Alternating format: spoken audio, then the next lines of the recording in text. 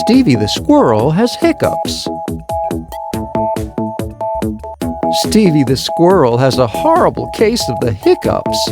He hiccups all the way home.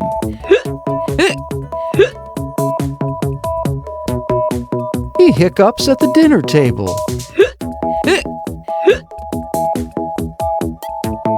Try drinking a glass of water upside down. Stevie's sister tries not to laugh.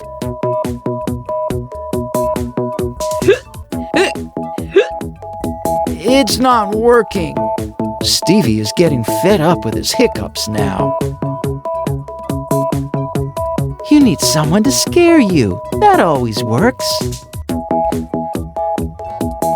You could try holding your breath. Hold it till they're gone, like this. Stevie's sister jumps down from her chair and takes a big breath in, puffing out her cheeks. Sis, are you okay? Aw, that's so not funny. You scared me. Bet your hiccups are gone, though, aren't they?